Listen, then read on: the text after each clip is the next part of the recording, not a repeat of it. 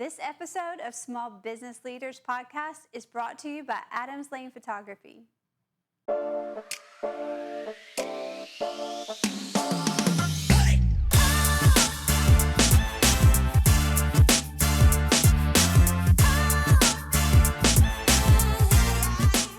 Hello and welcome to the Small Business Leaders Podcast, brought to you from the Legacy Podcast Studio right here in the heart of the Triad, and that's Kernersville, North Carolina. My name's Lamar Powell, and this is my amazing co-host, Audrey Adams. Thank you, Lamar, so much. Well, on today's episode, our special guest is Mark Stamper. And Mark Stamper is a business owner of several businesses right here in Kernersville, downtown on Main Street. And he is very well known here, but he's also well known throughout the world because of his appearances on the Discovery Channel show Gold Rush Whitewater. We have a lot to talk about today, and maybe we'll see some gold. Well, welcome, Mark, to the show. Thank you, thank you. We're so honored that you're here. We're kind of neighbors. Yeah, we are 50 feet apart. Yeah. Yes. So there's so much to get into with your life, the businesses, so many things that I think are going to interest our viewers and listeners. So we're just diving right in. Let's go. Okay, tell us where you were born, raised, all the things. Well, I was born in Kentucky, 1970 of all, great time, Gas was really cheap if you could find it. Unlike now. Unlike now, yeah. I was second to the youngest out of 6 kids. I have all sisters. So I grew up. That's a story. It was interesting itself, yeah. I looked off on hand-me-downs. That's true. Prom was a nightmare. No, but I wonder. I need to get you and my son. We have 6, and 5 of them are girls. He's the only boy. Oh, wow. So he needs a friend. Is he the youngest? Yeah, or? No, he's the second to the oldest. Oh, okay. So I don't know. He holds. I always himself had somebody to take care of me. Mom said I was the easiest kid. Yeah, he's kind of. Yeah, she was just like, you were so easy. I don't want to say who the easiest kid is because they watch sometimes. Oh, okay. Yeah, I can't. I Can't say play. the favorite. So what part of Kentucky? I'm from Lexington, Kentucky. Oh yeah. Yeah. Born there, lived there for a few years as a little kid. And, my dad moved around a couple times, and basically I grew up in West Virginia, in Milton. Milton? Yeah. Oh, okay. It's a little town, about 3,000 people. It's not big. My family's from West Virginia. I'm on my dad's side as well. So many a time. Yeah, it's a beautiful state. I love it. And then how did you get here? I met this guy in a bar. A guy walks into a bar. No, one of my good friends. We worked together bartending, and he moved down here, and I followed him down. I've stayed. I've never left since '96. Really? Yeah. It was interesting when I moved down here because minimum wage was really low, but they were paying more than minimum wage. So making like $8 an hour when minimum wage was like $6.25. I was like, yeah, man, I'm moving. Yeah. And so I came down here and ended up actually doing pretty good. And I ended up working with NASCAR. That's how everything started off for me. I did a guy pulled up in a car where I was working at, had a flat tire, and the guy told him and said, we're closed. And I went out and I changed the guy's tire and put it on there. And I said, there you go, buddy. And he said, you want to change your life? He goes, you call this number. And he handed me a business card. That sounds like... Yeah, it sounds crazy. He handed me a business card, and he was the director of racing tire development for Goodyear. And a week later, they flew me to Talladega, and I started working for NASCAR as an engineer at Goodyear. That's how everything got started. Wow. Did you go to school for engineering? I didn't know what I was doing. I did. I walked around with a thermometer and a little scraper and a torch, and they would have me heat up the tire, scrape it across, and take 5 temperature readings on it. That's all I did, and I did that for a few years, and it was awesome. 26 weeks a year I was traveling to races and living fun life, as you can say, a fast lane, super fast. Yeah, Great. I don't peg you as anybody who's boring at all. I am. No, you're not. Yeah, fun to me is sometimes just relaxing, just sitting on the front porch, and I like to sit around a lot. Here lately, I haven't been. It's been crazy the last 10 years of my life. Okay, it's been wide open. This is where we got to get into that. Well, I'm upset. Oh my with gosh! you because hold on. So I had a doctor's appointment here a while back, and Mark, this is all about you. It's not your fault. I don't know whose fault it is, but in any case, so we had some meetings scheduled, and one of them was with you. It was on the calendar, so I reached out, and then it was kind of bumping up close to another meeting that we had that some people were supposed to. I was just like a tag along. I was supposed to be there. The point was I was supposed to be there because they kept asking for you, and it's like she's supposed to be on her way. But we were meeting with you, and he kept texting me like, I know you kept seeing me get my phone, and he's like, where are you at? Where are you coming? I'm like, just forget it. I'm not coming. Yeah. So Lamar had to go to like this networking meeting. Yeah, with 45 people I didn't know, and they all kept going, Where's Audra? I had to stand up and introduce myself, and I was like, I was a good boy though. So that's And then when we get done, we talk on the phone, and she tells me this incredible freaking story that we like. What? Yeah. So I hadn't let her. Yeah. I'd much rather have been in that conversation. I've had a pretty interesting life. Yeah. The stories that I could tell blow your mind. We're going to try to get some of them. Okay. So we're at the NASCAR stage, and then what happens?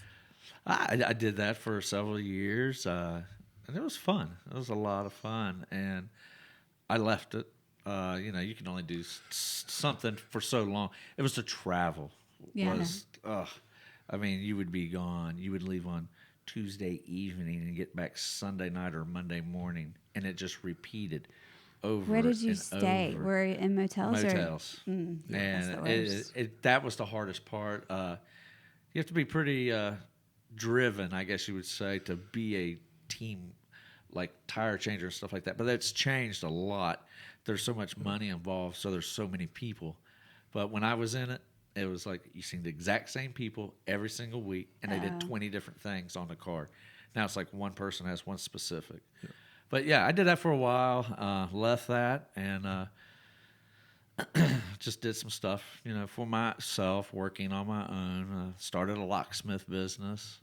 Did that for a few years. Now, I always have to go, what did you just wake up one day and say, I just want to, did you want to learn how to pick a lock, or you just? No, I was, it was in 2001. I went snow skiing and tore my ACL, meniscus, and lateral ligament out.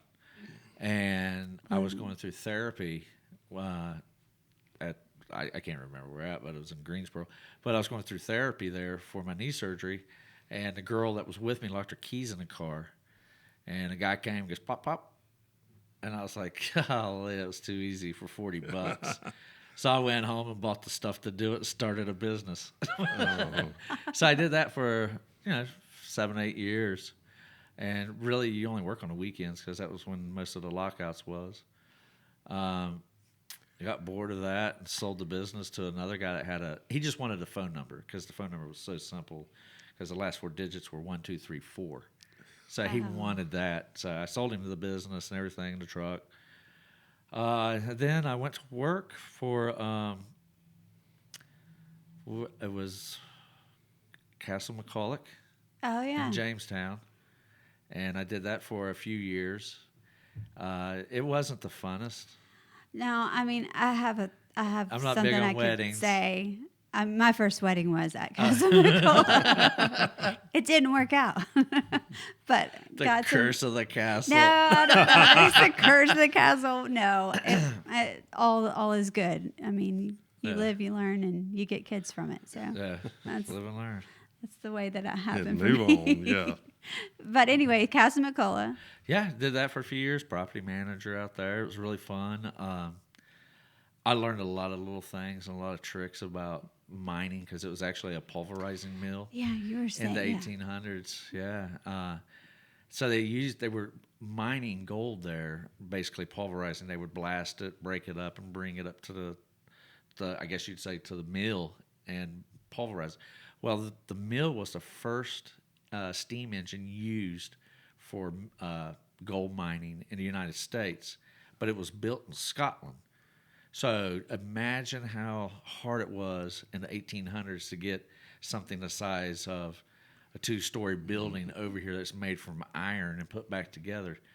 So they did that, and they did it for a long time. And then the Battle of Guilford County came through, and they used the mill for I guess you'd say an infirmary, a hospital. Mm-hmm.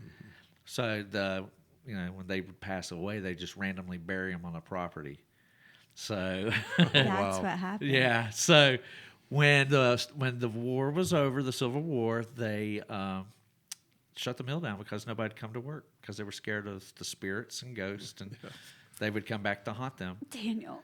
And so that's that. And they said anybody that walked on that and gave their heart to somebody would never last. I'm joking. I'm joking. Now we know. Where were you when I was 19? Yeah.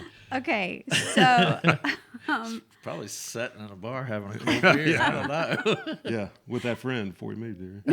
Yeah, for real. Yeah, exactly. Yeah. It was called shenanigans. I mean, yes. What else? Yeah. Oh, that's true. So, your family, did they ever migrate to this area, or are they still in Kentucky? No. My mom is in Kentucky.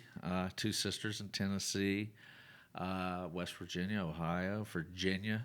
So, yeah, we're spread out, and I'm in North Carolina. Okay. Getting ready to probably transplant to Florida here soon. So, I like the Gulf Coast. I like the Gulf Coast, but don't be saying you're leaving. No, it'll be just another spot to go. Okay. Yeah. All right. Well, as long as that. It's those 55 and up communities. Well, I'm not old enough yet. Yeah. Well, my mom can get one. Okay. Mom, here's some money. Will you buy this for me? She'd probably say yes. Yeah, yes, she'd be son. like, heck yeah. You're my only son. I will do whatever you want me to. I know. She's excited. She's coming down in 2 weeks. It's my birthday, so I'm excited about it. Well, happy birthday. Yeah, well, happy birthday. Yeah, it's the first time she'll be seeing Social Habit. Cool. And that's where we want to start with. Well, we have to start with what you did to get the businesses, because that's literally. Yeah, so Castle McCulloch was there, learned a lot about it, and got bored with it, and started another job. I was working for a guy that owned about 50 restaurants, and I was doing maintenance. And I applied for a job that was out of town, heavy equipment operator, and it was like 2 months later or so, I got a phone call, and it was a weird number. I was looking at it, and it was like 411 area code. I was like, 41, then 11111. I was like, this doesn't make no sense. I answered it, and this lady, she goes, "Hello, may I speak with Mark Stamper?" And I was like, "Yeah." Did I get the money from the Zimbabwe prince? And I knew it. I knew it. She said no. She goes, "My name is Gemma from Raw Productions in London, England." And she goes, "We liked your application and we want to do a Zoom and talk to you." So they talked to me, and they didn't choose me. It was a concept show, and it turned out to be Gold Rush, which is on Discovery Channel. They didn't choose me, but it sparked an interest. And where I knew stuff about mining already, I did what anybody else would do. I quit my job, sold my truck, sold my Harley, and went to the Arctic Circle. No. Okay. I just want to let you know, in case you don't know, that is not what anybody else would just do. That is very unique. Yeah. It takes a lot to say I'm done with what I'm doing and drop the ball and just leave for 4 or 5 months. That's so awesome. And then to think that when you get there, and I got there, it was the very end of April. It's like April 26th, to be honest. I looked at the ocean, the sea. There's the Bering Sea.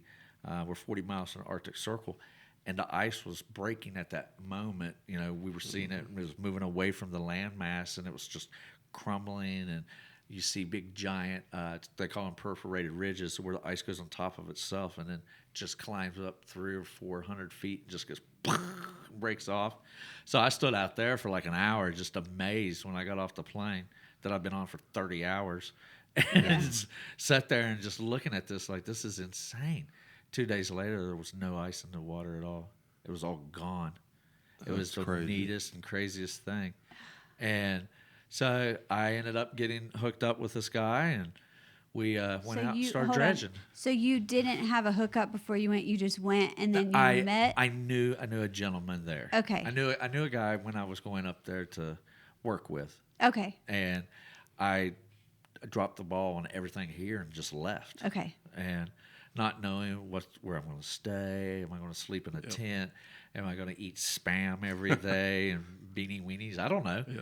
And it was cool. I have to say, it was really neat. I met the most interesting people on earth up there. Now you were I'm telling you. Get into some of it, but Woo. So you bought a dredge, and explain to those who have not watched any type of gold rush or Right. mining show. Which, by the way, I was addicted to it anyway before I met Mark. I was already talking. I mean, Right. Yeah, me and my I've heard you talk about husband have watched every gold rush there is. I didn't know about Whitewater. I don't know why I didn't know about that one, but Right. I will be watching it. So explain to them what a dredge is. All right. The dredge that I worked on was 22 foot long and it was 10 foot wide. And it's basically a big water pump. And the water circulates through the pump and it runs across the sluice. The sluice is what catches the gold. It's just basically a big, giant, wet, dry vac. And so we dive down into the water to the seafloor and we just vacuum back and forth nonstop for hours and days.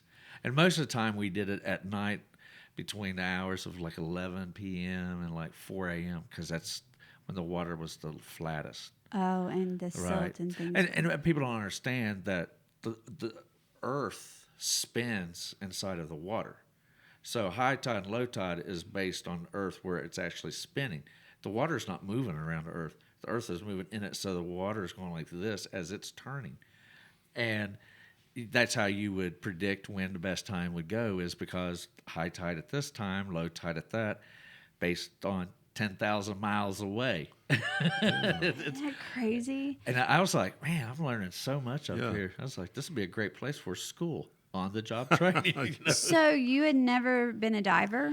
Oh, I forgot to tell you, I was a fireman. Oh, yeah. For 9 years. He was in the fire. Yeah, I was a fireman for 9 years. I was in Milton, West Virginia, then Barbersville, West Virginia, and I was part of the dive team. And it was great. I learned a lot. Okay, so that's where it ties in there. Okay. Yeah, so the guy that I knew that was up there, I knew him through a friend of mine that I dove with. And he was up there. He was a Navy SEAL. So he was up there diving for gold. So I just went. That's how I got there. Sorry about that chapter missing. But okay. Yeah. So you're on the dredge, you're diving. How did that compare? Sorry, Daniel, I keep messing with the mic. How did that kind of diving compare to the diving you had done? There's just nothing like it. Diving around here, we did mostly was just, it's Ohio River and ponds. I mean, it's nothing. When you're put into the sea, you don't know what's there. I mean, I seen animals that just like, what in the world did that just swim by me? And then at night, you can see the luminous fish and the little jellyfish far away from you light up.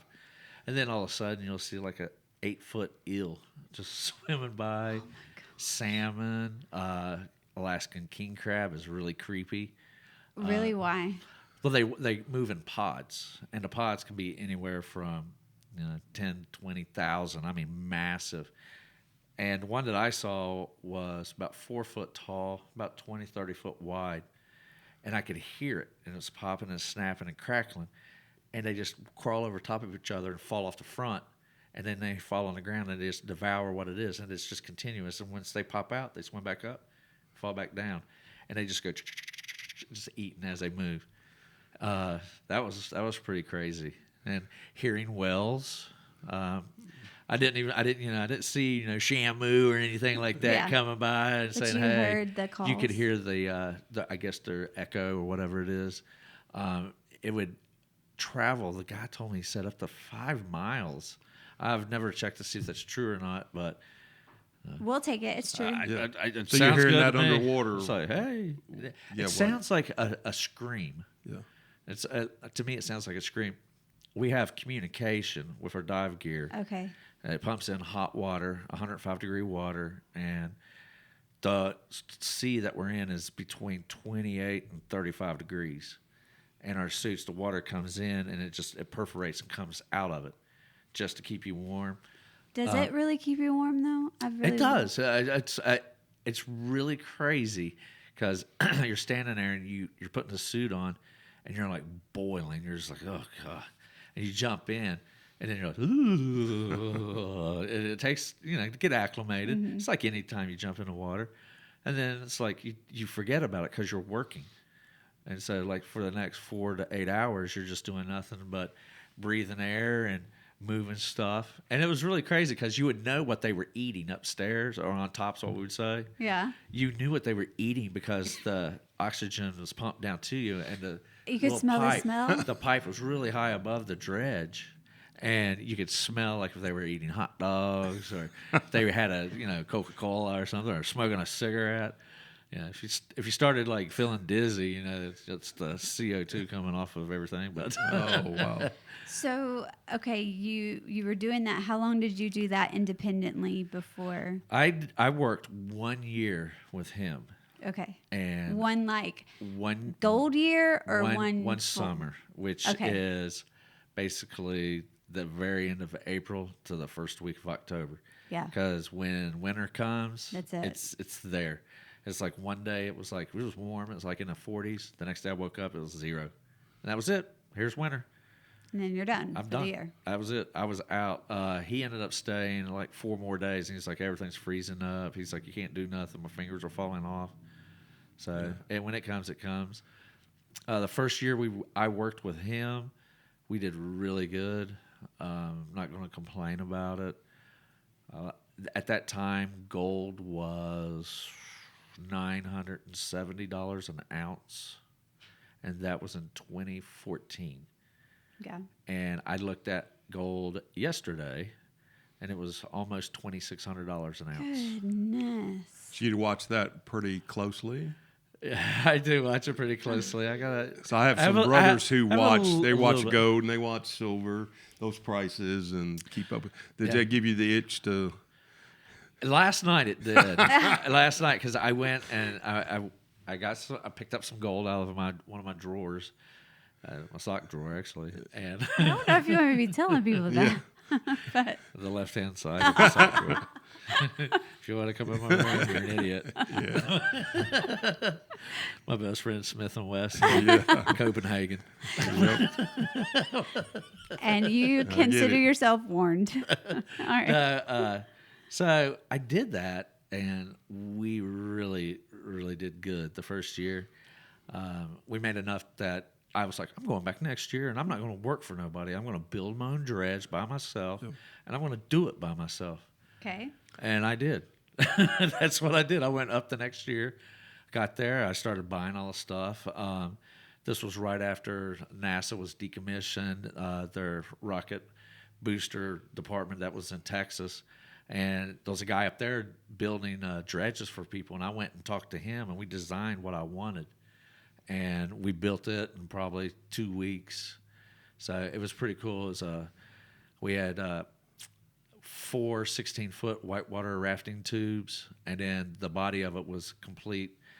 It was all tubular, 2-inch aluminum with these beautiful knuckles and stuff on it. It's basically scaffolding is what it is. Mm-hmm. And we used it and built this, and we built it. You could park a tank on top of it. It was amazing.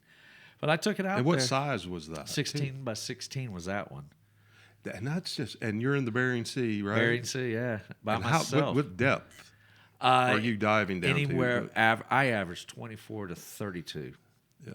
So you're telling me. And you don't think that's that deep till you go down, because I've scuba dived some, and I like, oh my God, once you get down. Once you get to 2 atmospheres, then, you really start to feel it. You feel the pressure on your body.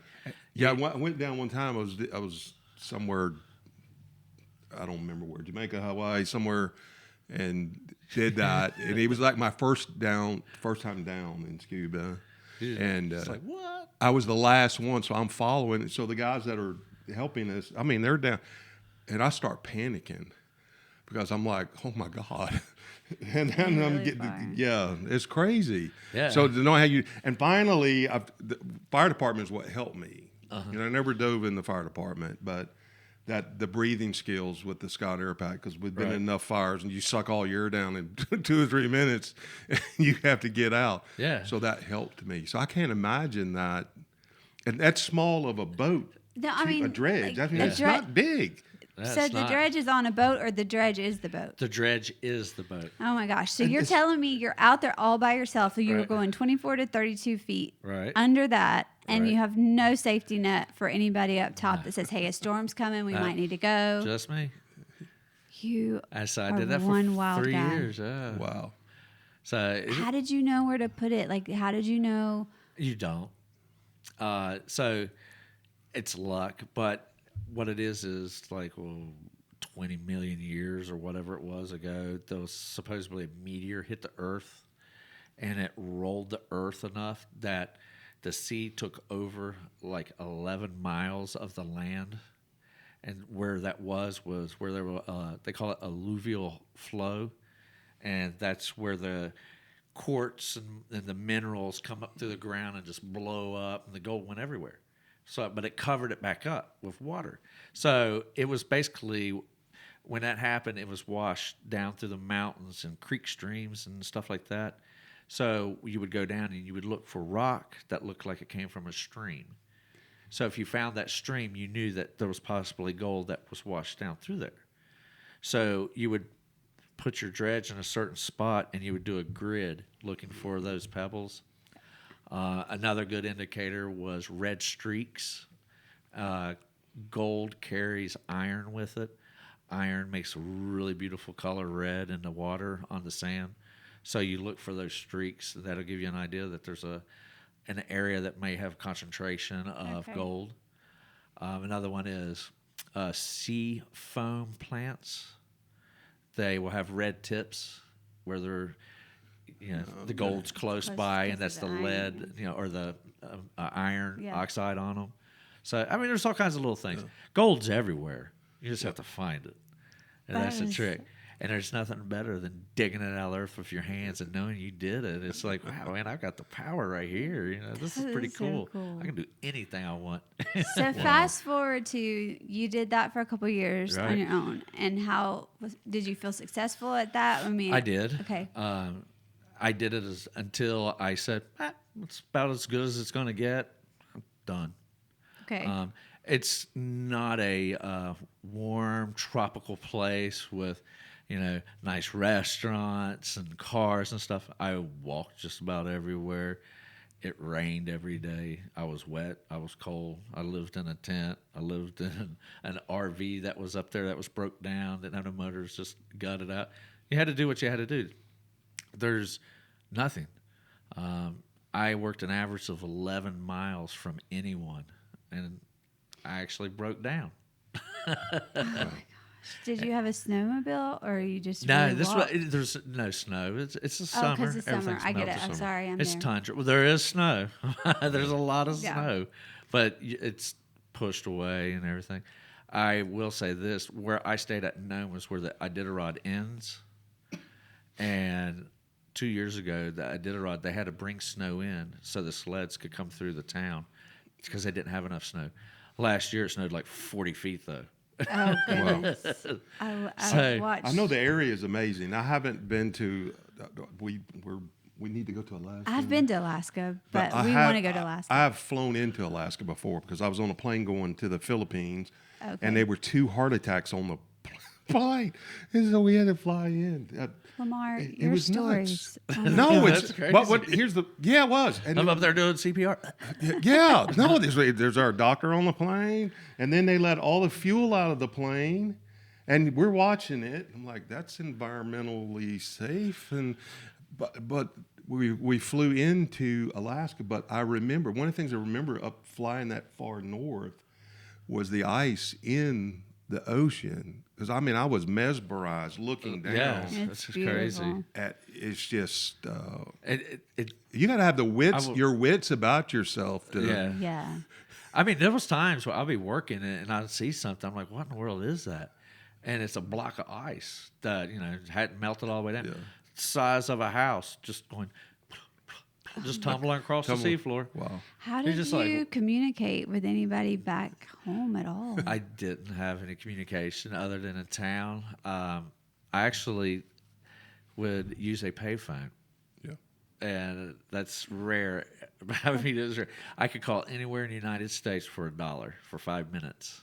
I remember that. That is awesome. So cell phones didn't work up there. There was we had little radios to communicate.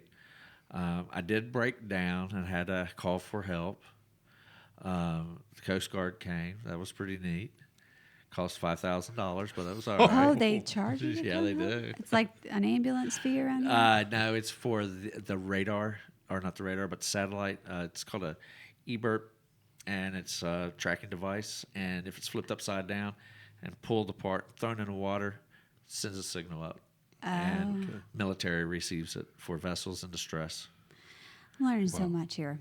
We've got to come around to, we will get to the business part of it because there is so much more business. I can come back for part 2 in a week. Yeah. Maybe. It's hard to catch you though. Like I'll be around all next week. Okay. Well, so you've got the dredge, you broke down, you decided you were done, and you came back to Kernersville. Yeah, came back to Kernersville and piddled around, did some other stuff. Nothing exciting. Did, odd jobs, picked up a couple of jobs, driving truck. I just have a really hard time working for people. Yeah. I feel that energy coming very out of you. And independent. I can relate. Yeah. We all, I think, can Yeah, too. I'm more of a leader, not a follower. I'm really good at deciding and making decisions, and I like being the example, and I like people to look at that and make them happy and feel good. So open a bar up. Okay. But So they would feel good. So they would feel good. Okay. So tell us what that first business that you opened up and why it's so unique of how it started. Right. Well, actually, this Follies isn't my first business that I opened up, but the first one in North Carolina that was successful. I had Stamper's Food and Drinks in Greensboro on High Point Road for a few years. I knew then that I don't need to be in the food business. Oh, okay. So I was like, I'm done with that. And I was working pretty steady, and then COVID hit. And it changed. It was a game changer. Yeah, it was. Game changer. It was the best time of my life. I made more money than I ever have in my whole life during that little part of time by myself, just piddling. So I started buying RVs and campers, and I was buying them for very little, going in, cleaning them up. And then I realized that everybody was scooping them up left and right. And then I started looking at it, and it was like a 900% increase in camper sales. So I was buying everything I could. And then I looked down, I'm like, I did pretty good for the last 3 months. Let's open up a bar. It's COVID, why not? So I knew from my other business that you can consume beer and wine wherever it's sold in North Carolina. Well, they were closing private clubs, membership clubs, and they were reducing capacity to 25%. Restaurants, big box stores were closing at 11 p.m., then 9 p.m., and people don't. I was talking about that the other day, and the guy's like, I don't remember that. I do. I was like, you don't remember at 9 o'clock nothing was open? Mm-hmm. He's like, no. And I was like, yeah, it was like that for like 8 months. Yeah. And so I had the opportunity to talk to the gentleman, Mike, that has Mike and Mike's Italian Ice. Oh, right. I love that spot. And, he was kind of leery. He's like looking at me like, I don't know this guy, He wants to rent it. So I signed on the dotted line. 28 days later, I was open. But how? But you didn't go get a loan for that. No, I paid for it with gold I dug out of the earth. That's what I'm talking about. And it's this right here. Oh, you brought some gold. Can Wow. we look at it? Yeah. That's Okay, this doesn't look like, that's 3 troy ounces. y'all, I don't know. I'll hold it up. To, which camera, Daniel? This one? It looks dirty. And It is. Gold is a dirty, greedy mineral, and it's the most sought after. I don't Everybody understand wants it. how. Sure. So is the only way that you would have been able to see this under the water? It really. In water, it's shiny. It is. It is. When you take it out, that's what's on it. That's So heavy. yeah, that's hydonite and mercury that's wrapped around the gold. It has I guess you would say it's kind of magnetic towards those two elements. And that's one of the things, the iron and it's in hydonite. Actually, I was going to I forgot it. That was one of the things I was grabbing. I found a meteorite when I was working. It's pretty cool. Yeah, it's Oh, about that big wow. around. Oh, cool. So you went and sold how many ounces of gold to open Follies? 13.2. Wow. He knows exactly. And you might have said it. What's the value of what's just in here? That right there is a little over 5,000. It's amazing, huh? Doug, that is, it's awesome. It is. It's like a new set of Michelins. For a couple of cars. Wow. That's neat, Mark. Okay, Yeah. so you opened Follies, and it wasn't like you're a stranger to opening businesses. Right. So by this time, you kind of been everywhere, done everything, and opened. Yeah, I knew exactly what I wanted, and I had to conform to what the restrictions were during COVID, Right. and I did. And me doing that, I ended up becoming really good friends with my fellow neighbor businesses, and we all started working together. And I actually fell in love with downtown Kernersville because of Follies and the businesses that were around me. Yes. 14 years ago, when I moved here, downtown Kernersville was boarded up, windows broken, no activity, just nothing. Everybody was going to Greensboro or Winston. And, it's progression. Times change. Sure. Everything happens. People were wanting to get away from the hustle and bustle and come to a smaller town. And downtown was growing. And it was slowly growing. And then Kernersville Brewing opened up, then Breathe Cocktail Lounge. And I just followed behind them, and I did something that would complement them, that would complement us too. Mm-hmm. We have a brewery, we have a nice club to go to, Breathe, and then I was like, I'll put me in a nice little convenience store, and it turned out to be a really good idea, really good idea. And I wasn't expecting to become a music venue. I know. It And really now, has. and now it is. And I'm That's glad how- you bring that up yeah. because I've seen that on social media quite a bit. I know that's something my wife and I really enjoy a lot too, is live music and It's great. going to a place and being able to sit and relax a bit. And The music around here and the community is tight. Yeah. Kernersville is a village of people that care about each other. It really is. and we've seen that with our podcasts and the different business owners we've talked to. We've seen that. And there's something unique about Kernersville. And I've mentioned Yeah, I it in the know. past. That I'm actually this week, I celebrate 1 year of living in North Carolina. And I really fell in love with Kernersville. Well, we congratulate you for 1 year. I made a year. You made a year, and Kumbaya. you're, And you're, I love it. you're sassier. You're sassier. What do you mean sassy? You're sassier than you ever have been, which I like. It's totally fine with me. The way I want to say this, the way I found out about Follies is Tuesday night karaoke, because Follies, let's put this to rest.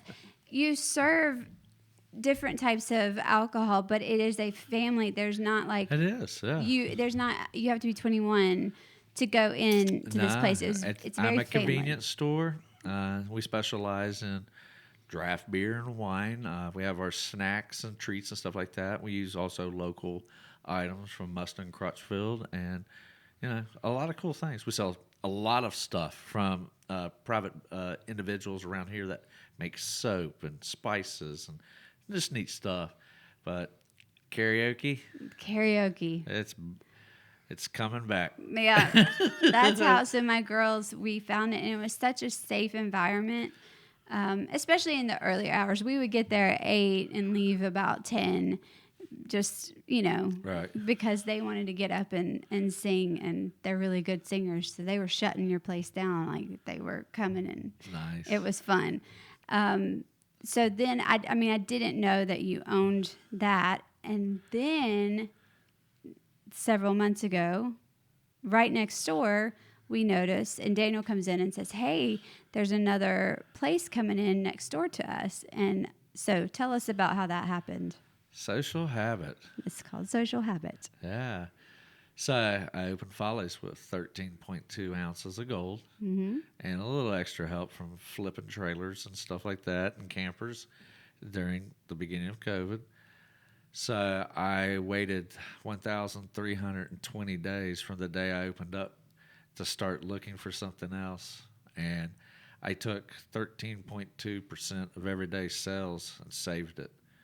So on the 1,320th day, I found Social Habit, and I took the money from that and put into cool. Are y'all hearing this out there? Why? Now you explain. I don't know. You took that percentage and you're doing this. Yeah, I do things differently. I'm a numbers person. There's nothing wrong with that, but I want to know. Yeah. I don't understand why I do some of the things I do.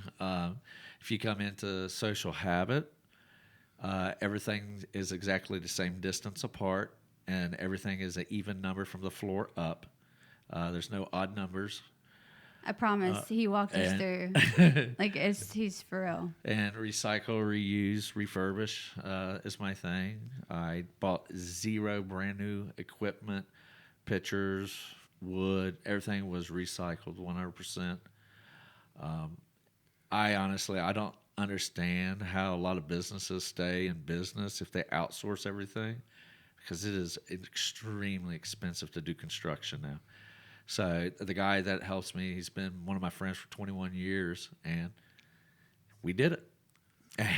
So that has to mean a lot to you, Mark, because it does. You talk about it.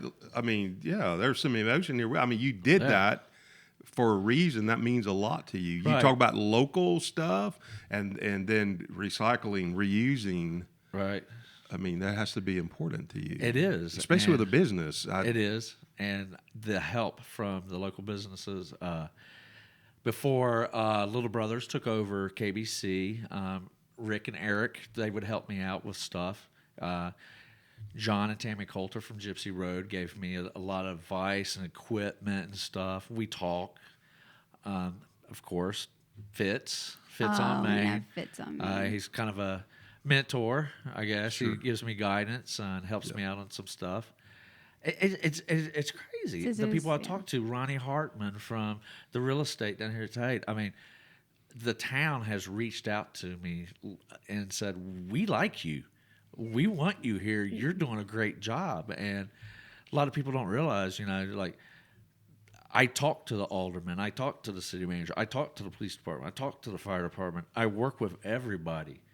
And if you don't, then you're not going to succeed as well as a lot of the businesses in town that do that. No.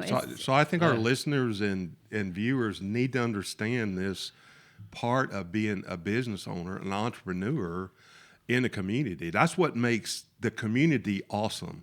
Right. That networking, working together, having mentors, giving you advice, everybody working together.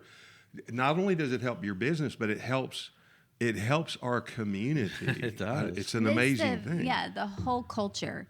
It changes, like, the whole culture. And even the year that we've been here, I can even see more growth coming. Downtown. Yeah, downtown. Yes. It is booming. I want to say, though, you talked about working with businesses, and I pulled up this to make sure I said it right. But because of all of the work that you do with different businesses, your business, is it Social Habit or just you, or Follies? It's Follies. Right. It's Follies. So you are awarded the 2024 John Owensby Business Advocate of the Year award for this year. Well, that's pretty high honor. It is. It's a super high honor. That's a big honor. Yeah. And on top of that, you were awarded the Downtown Spotlight Award from the Chamber for August of this year. It's pretty awesome, isn't it? Yeah, it's awesome. Yeah. I mean, so it's saying that you're doing good business, but you're doing it with heart, and you're doing it with conscious steps in the community, and to make a difference in the culture. And I think it's amazing. What we haven't talked about yet, and I'm kind of jumping, but we didn't get to the part where you got on the TV show. Yeah. Because that happened. Did you open Follies and then that happened? Yeah. So okay. I opened Follies, and 6 months later, the TV show reached out to me. And they said, this is a whole different format. This is something new. We're going to fly you up, and you're going to be working in glaciers that are melting, and you're going to be diving into runoff. I was like, all right. Okay. Sounds kind of exciting. So I did it. So let's go. Yeah. Packed my stuff up, went up there and lived in a tent for 120 days. Worked with 7 other people that cared about each other, and we worked as a team, and we dove. We had the greatest time ever. You can take everything I've done and times it by 10. Those 4 months is just amazing. Helicopter rides, climbing on glaciers, being chased by bears.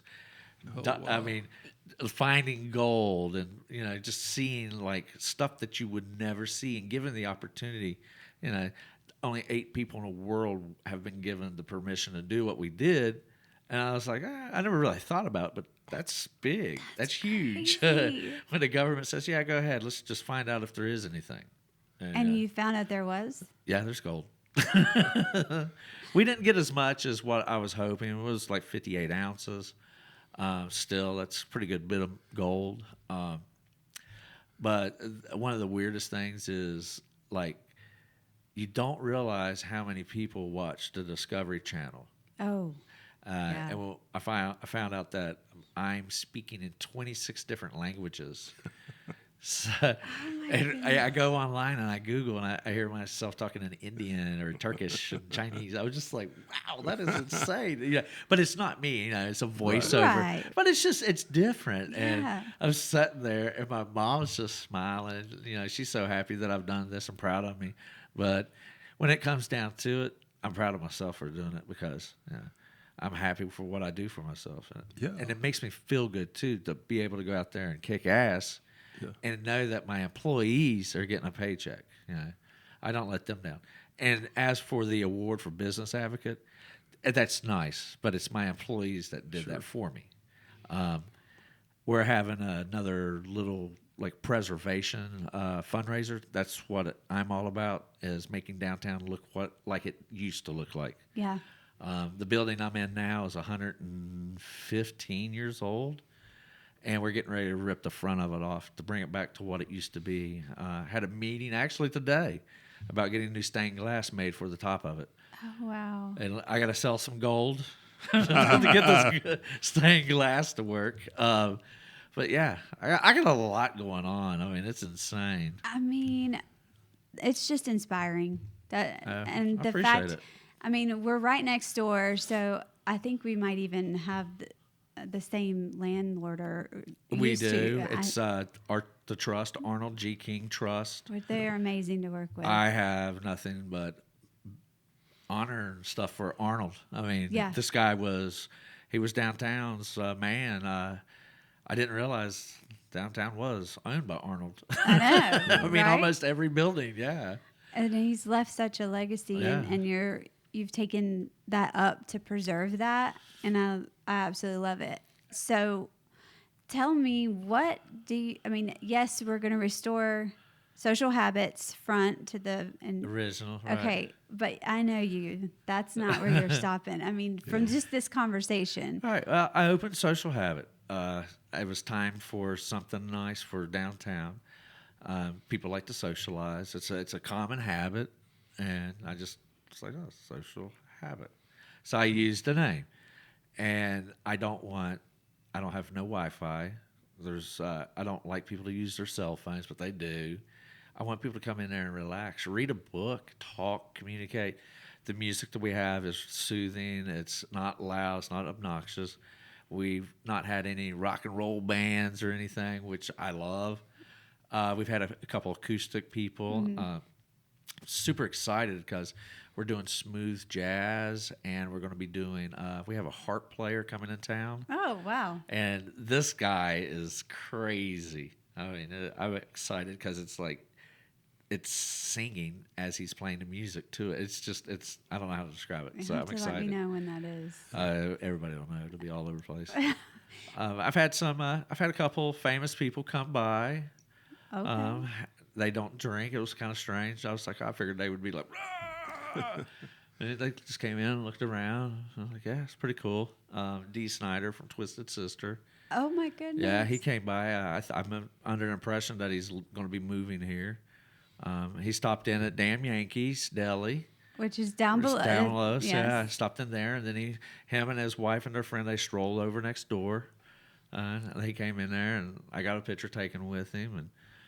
And Folly's really has done a lot for me, but I didn't realize what it's done for the town. Yeah. And seeing what Social Habit is really nice, and that's not where it's stopping. I want to grow. I want downtown to be the new little town to go to, the gym that nobody knows about. It is the best kept secret in North Carolina. Everybody that's we're looking at houses, like, you better buy one. Don't even, just get it. Yeah. I was like, just get it now, because there's nothing left. Kernersville, I would say that the housing, this is probably the biggest housing shortage around. I mean, there's nothing. I talked to, I don't care, J.P. Swisher. He owns a bunch of houses here in town. His uncle's the city manager. I called him today. He has 70 units in Kernersville, and he has nothing available. And Wow. I'm just like, wow, that's insane. Yeah. That's speaking of things to come for sure. So back to Social Habit. Oh yes, One of the things that I like about a good cocktail lounge is having quality. Mm-hmm. So every single thing in Social Habit is fresh and is made fresh daily.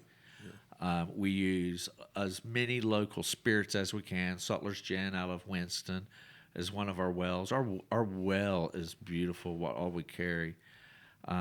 I implemented a 4-foot prep table in the bar line, so everything's cut fresh. All of our mints, all of our oranges, limes, lemons, grapes, cherries, anything. We hand stuff all of our olives with blue cheese. We have a cayenne pepper one we do. So everything's scratch made. I do demand a lot, but when you want to be the best, you have to. Yeah. And my employees know that now. I pay better than anybody else because I expect to have the best. Yeah. And that's how you should be paid. Right. Everybody that works there is equal. There's nobody better than each other. I'm in charge, then my manager, and everybody else is exactly the same. Yeah. And I'm one of those people. I hear people say, you micromanage or you have an ego or something like that. And I was like, well, I signed your check. Yeah. And I built this, so here we go. Yeah. This is how it's going to be, and let's have fun. What is Guaranteed you're going to get your paycheck. Oh, yeah. What would you say to business owners out there that are going to be watching this? What's your biggest source of advice? Like my biggest source? Mm-hmm. Don't beat around the bushes and get it done. I mean, when you drag your feet, you suck. Yeah.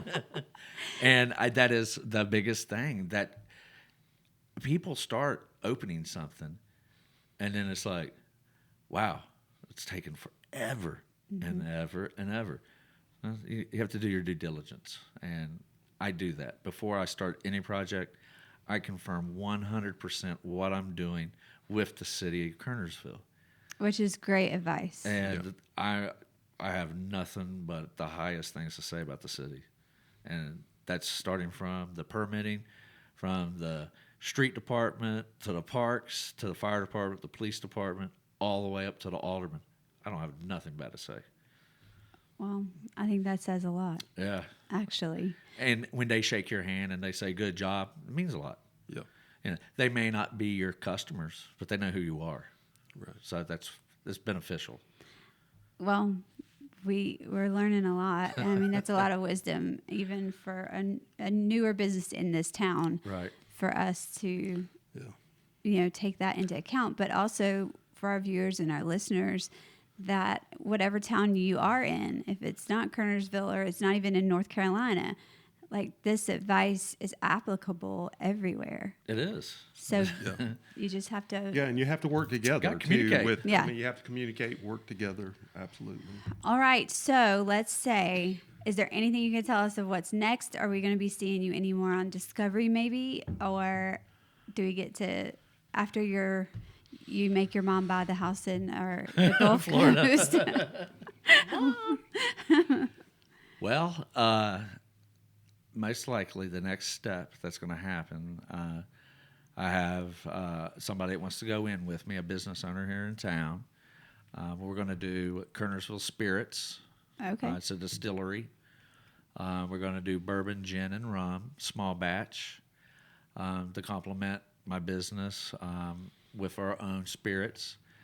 But part of that, is you might as well have food.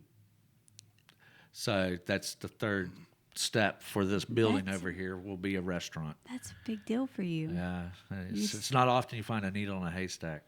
No. And I mean, that really is over there. It really is. I mean, we were very fortunate while you were at that other meeting me and Daniel were able to, get a tour, and it really is remarkable. I'm always welcome anybody to come over. I'll show them exactly what I got going on. I don't have nothing to hide. And you're open. Except when I'm building it. I don't want nobody to see the finest product. So one other unique thing about you is Follies and Social all open 7 days a week, all year long? I never close. Either one of them? Never close. I open at 11 a.m. every day. Isn't that crazy? Thanksgiving and Christmas, we actually open at 10 a.m. People need us. Yep. Well, it's true. Well, it is. I'm sitting at my sister's house in Tennessee, and I open up my phone or my laptop, and I look at the camera, and I see a dozen people sitting in my business, having fun, talking and laughing, bringing gifts to each other, doing a potluck. People don't realize not everybody has a family. Right. Christmas means a lot. Thanksgiving means a lot. But if you don't have nothing, what are you going to do? Yeah. You need to go somewhere where you can be welcome. And my business welcomes people with open arms. Yeah. We feed a lot of people there, a lot of people. Open Door Ministry is one of our things, too. We do once a month fundraiser, I guess, or a food drive. We have free music, and the only way to get in is bring non-perishable item. Yep. If you want to give cash, that's fine. I think the last time we did it, we got enough food for 700 meals. So that's pretty good. That is amazing. Yeah. I ate half of them. They were really small portions. Right. I'm joking. But I mean, it's those small steps that change everything. Yeah. And again, if you can be the leader, and you already told us at the beginning of this, I'm a leader. Yeah. And that is exactly what you're displaying. But in the best of ways, there can be leaders with a conscience, and there could be leaders without a conscience. Right. And a moral compass. And you do have that moral compass. Pretty much a moderate. You're a moderate. That's fine. But you can feel that the care coming out of you. Yeah, it feels good to see people smile. Yeah, it feels good to see the energy blow up in a room when you do something good. Yeah, I mean, just the littlest things, handing somebody a T-shirt, for my business. I give away more T-shirts than I've sold. I guarantee you that. I can look at the guys at M&J Printing, who I use here in Kernersville, because I try not to outsource out of this town. Right. Everything I do, electric, plumbing, printing, anything, my social media, everything I try to do right here. Why? This is my town. This is our town. This is Kernersville. Yep. It's a home. It's a place where you can grow old and be happy and feel comfortable. And that's what I want. Wow, they should really pay you to do a commercial for them. Really. Next up, we have Mark Stamper on stage. Yes. I think it's cool. Everybody listening? Mark, yeah. You look back now at your story, which we've tried to capture. I'm sure there's a whole lot more chapters. Yeah, see, I didn't even get to tell you all about the Mothman, Bigfoot. Mothman. There's lore here. Oh, My kids are going to be really happy. I dove where the Silver Bridge collapsed in Point Pleasant. With the Mothman prophecy, is that that's when that okay. I've got a picture of me by the statue in town in Gallipolis and in Point Pleasant. But I dove down there. There's still metal from the Silver Bridge that fell that they wasn't able to recover. And it's creepy. I mean, there's a lot of weird stories. That movie creeped me out. I remember. The first thing I think of when I'm sitting here thinking about going there is like, I'm like, what? So what about, you said the Mothman and what Bigfoot. Was Bigfoot? Did you see Bigfoot? Oh, come on. I'll be honest with you. I don't get scared when I go in the woods. There's really nothing around here that's going to eat you. The odds of you seeing a bear around here is very rare, or any kind of a cougar or a tiger or a puma or anything, a lynx. Actually, the craziest thing is I finally saw a true bobcat, and that was neat. I've never seen one, and they look like a big, nice, cute cat. Yeah, no Still pet it. But you got chased by bears in Alaska. Yeah. Bears. I got chased by a juvenile moose. That. It was just wanting to play, I think. But man, it scared me to death. Did you have to live off the land while you were there? Did you have to hunt and do all those things? I did not. The second time I went up when we filmed. This sounds kind of crazy. It was catered. I may have been living in a tent, but I had heat, Wi-Fi, and a buffet. Yeah. But you had craft services. It was all right. And I sure. had my private security club. They hung around. It was really strange because it was like we protected the crews more than they would protect us, because what we were doing is just nuts. And these guys are over here with all this safety stuff on, hanging off cliffs and stuff. We had to watch them. Oh, wow. But yeah, I didn't actually get chased by a bear, but we rode up on a sow and her cubs. You don't do that. And we stopped instantly. And I mean, we all carry guns. I mean, you have to. Yeah. It was funny. People were like, "Yeah, you're carrying a .45 Full Metal Jacket. Why?" I'm like, well, you have to have something to punch through that 4 inches of skin on that bear. I was like, you get those fancy ones that go like this, it's not going to work. And usually the sound just scares them. You just pop it in the ground. So we pulled up. We was riding our side-by-sides going to the camp. And we saw the cub and we slowed down. And then the mom dropped in behind. And she just turned around and looked. And she wasn't worried at all. She didn't care. She just looked right at us. And then the second one dropped and it walked by. She just sat there and stared. And I was just waiting. I was like, man, if she comes running this way. I was like, are we all going to shoot at one time? And everybody just sat there. And we all just sat there for a second. And she just looked. And she shat. And she left. She was letting us know, this is my spot. Yeah. You know what, Mark? I have to say, this is the only time, and this is applicable here. I have a story about a bear as well, but my uncle, and this ties in, when I was, 15 or 16 years old, we would do West Coast trips because my family sang. And so he is a mountain man, and he said we were going to go gold mining. Nice. And so we went up into the mountains, Northern California mountains, and in a creek, a stream or whatever. Anyway, we were panning for gold, and we found some. I mean, we really did, but I didn't realize how tedious the process is, and I'm 15 years old. Daniel, you were there, right? Yeah, Daniel was there. It's a nightmare. And we had to, and I don't know if this gets cut, I don't care. We had to get to the other side of these roaring rapids, but there was only a tree that was over them. So we had to walk across the tree. But if you fell, you were about 20 feet down and going down the rapids is what you're doing. And my mama is 4'11 and a half, okay? And she legitimately is scooting across, straddling the thing, scooting across just to get to where he said the gold was. So I get down there, we're golden panning, and I'm like, okay, that's really cool. But we're done now. We want to swim. And so me and my cousin, Daniel, my brother, we go and try to find a swimming hole. So we're going down through the woods, and we end up finding this beautiful swimming hole.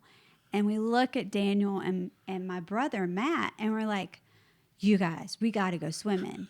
We got to. And so they're like, yeah, we got to jump off this cliff. Yeah. They get not naked, but they get unclothed and jump into this thing thinking that we're all going to do the same thing. And no, we took their clothes and we ran. It's exactly what we did. And we run. This sounds like a scene out of Porky's. Yeah. So we run, me and my cousin, we run and we go back to my bus. We get on my bus, and when I look, a second I step up on the bus, I look, and there is this giant brown bear that was right behind us. It was chasing us, and we had no idea. And then I look out the side of the bus window, and I see a cub. And then I see 2 cubs. We were in between her and the cubs.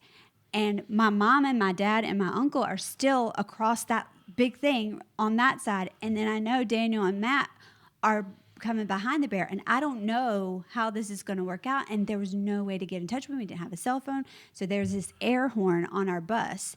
And I just start stepping on it. Just like, get in here.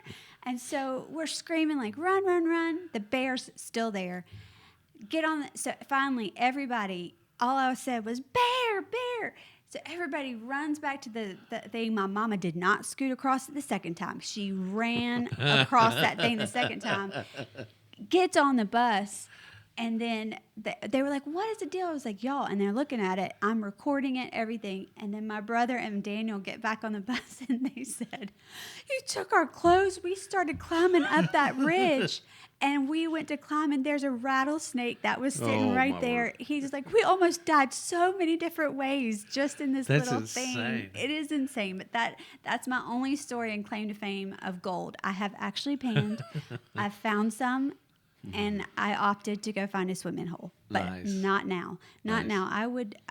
I'm so fascinated by that process and I don't know how y'all wait to do the clean outs. Like, I would be so excited. That's the biggest nightmare. It's cleaning gold because it takes forever. Yeah. It does. And to put this stuff all back, I mean, you literally, don't you just have to take everything apart? Well, in the sluice where we catch it, right? The sluice that was on my rig, which I call the dredge rig sometimes, it was 11 foot long, and it had... the front of it was like a metal ripples. Underneath of it was called miner's moss, and it ran the full length of it. It would take 30 hours of diving, would take about 15 hours of cleaning. And it's very tedious because every little piece gets stuck in the miner's moss, and you have to pick it out. You get lucky, and some of it will fall out, but you're just sitting there with tweezers, just like that. Are you kidding me? Picking it out. That's crazy. And then after that, you have to burn it a little bit. You have to cook it. Right, to dry it off. Right, to dry it off because it holds mercury on it, and you have to burn that off. So you have to do that part, you have to take it to a place that has a ventilation that pulls vacuum on it when you're burning it off. If you're out there with a pan over a fire going like this, you'll see it on TV, but it's considered recreational. Because all the shows are based on the amount that you can do as a recreational. So like these big giant dredges and stuff digging, that's considered recreational. That's insane because it's privately owned. It's not a corporation. Wow. So ours, I only did it one time, and I went there and the guy smelted it for us and burned it off and stuff and made a 14-ounce little bar. And I said, I'll never do that again. I'm just going to keep it like this. Because he charged me, like an ounce of gold to do that. And I was just like, why would I give him an ounce of gold when I can do the exact same thing? Yeah, absolutely. But, yeah, it's finding gold, the process of cleaning it is extremely hard. So if you take, like, the United States and you're looking at it, so there was a meteor shower that went, and it's basically all around the Pacific, up through California, Colorado, a little bit of Dakotas, into the Yukon, into Alaska. That's our placer gold that we were finding. It doesn't have a lot of quartz on it, and it doesn't have no iodine or hardly any mercury because it's burned off when it came through the atmosphere. So there's like 3 different ways to find gold. One was it was placed here from outer space. One is it came from the inside of the earth. And the other one is, wow, it's in the creek. It came from a flow of somewhere. And they don't know why it just popped up like that. So the strange thing about the gold that I have is I sell it back to a company called GRS, which they make satellite instruments from it, and they put it back in space. So if it ever It's pretty weird, huh? Wow. That's really weird. I'm just thinking like the way, and this again could be edited, but if it fell again, it would fall back into the earth, right? Yeah, when the satellite comes back, it'll have the gold back on it. That's pretty cool. Yeah, it's Mark, neat. I would sit here for another hour, but you have to. you had a time limit, but I just want to say. Yeah, I charge a certain amount per hour. I'm joking. I'm so excited about you guys doing this and, spotlighting our town. It means a lot. And anything that you guys or whoever you talk to, there's a lot of interesting characters in this town. And when I say character, it's because everybody's individually different. I can go down this street right now and there's 30 different personalities. Yeah. And it's awesome. I mean, it really is. Yesterday I was out riding my one wheel around. I go over to Savage Roasters and hang out with Josh. Me and him are on the same level about things. And I got done there, I was messing around. Rode out, rode through Mustang Crutchfield, saw John, talked to him about a social district downtown. He's all gung-ho for it. Then I rode over to the chamber and said hey to them. Everybody loves to Yeah, ride and the then chamber.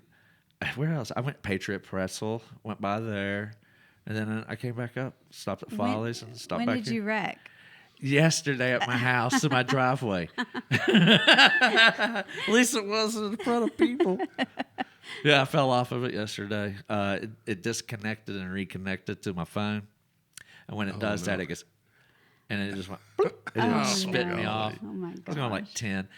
I had some friends that came over and went swimming at my house, and their kids wanted to drive my golf cart. So I was following them on the one wheel. So the kids saw. Yeah, everybody did. They were all laughing at me. I was like, thank you. I was like, hey. Well, please don't stop anything that you're doing, but always, always come back and keep us updated because this is just too much fun, and I think it's very interesting, very interesting information for. It is, and me saying that is because I like to learn. Me too. And I listen, and I absorb it. I love suggestions. I love just watching people do stuff that I don't know nothing about. It intrigues me. I am a hands-on person. When I opened Social Habit, I was depressed because I had nothing else to do because it was finished. I was like, what the hell am I going to do? I was like, I guess I'll open up a distillery now. So I started the process for that. And I did all of my licensing. It's done. It's in order. It's ready. I'm ready to pull the trigger. I've wrote grant letters. I've talked to Ted Budd's Department of Agriculture people about using nothing but North Carolina products. And I'm doing this the right way. I'm trying to stay in the state and stay local. I even talked to multiple glass foundries to do my bottles and stuff. I'm not going to buy just anything. And I want the price to be at the right point for everyone, that you can purchase the product. Most likely that will be down the road many, many years. But for us to use it for our own selves, it'll be plenty. Yeah. And, a restaurant opening, you never know. Something's happening. That's just me. I'm just rambling, I'm on a tangent, It's okay. I like growth, I like money, and I like people smiling and being happy. And there's nothing wrong with that. You've definitely made us smile. Families first. I mean, you got to look at it that way. You got to have something here that's going to be there down the road. I'm 53. I don't have kids. What do I have? I have something that I can hand down to somebody else. Absolutely. Somebody else can take over the business and run it, and people pay their bills. They put roofs over their heads, food in their belly, shoes on their kids' feet. It's just weird things. And I like this. Good feeling. Legacy. Hey, legacy right there. It's more like a legend right now. That's what I like about. That's what I like about them. Okay, so for everybody out there to find Follies or Social Habit, what's the best way to do that? Social media. Just type it in. We do not have a web page. I don't want one. Okay. You want to know what it's about? Come and do it. We have, our Facebook, the Instagram, and all those things. Yeah. But as for there's no page. That's fine. Okay. And I want people to come in Social Habit. We don't have Wi-Fi. Yeah. People come in there like, "What's your Wi-Fi?" No, we don't have it. Yeah. So is it just Follies, period, or is there Follies, the whole full name of that on Facebook, or It's Follies Draft and Snack. on Facebook? So look at that, and then Social Habit, Kernersville, North Carolina. You'll be able to find that on the Facebook and the Instagrams. And what else? I want to again say thank you. Yeah. Thank you so much for thank you, sharing guys. your time with us and for what you're doing for everybody. So Yeah. with that, I also want to encourage you to follow, subscribe, find Legacy Podcast Studio wherever you can, wherever you want, really, because it's on we're all everywhere. of them. We're on TikTok, we're on Instagram, Facebook, Apple Music, YouTube. YouTube. Oh, YouTube, like hey. and follow Smart us place. on YouTube for sure. It helps us to grow. And also, we want to hear from you. Is there certain businesses that you would like to nominate their owners to come on here and to talk?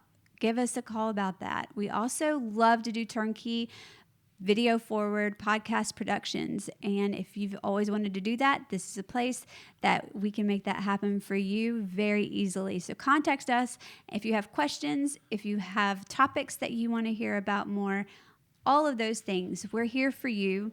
So let us know what you want to hear. And with that, we say see you next time.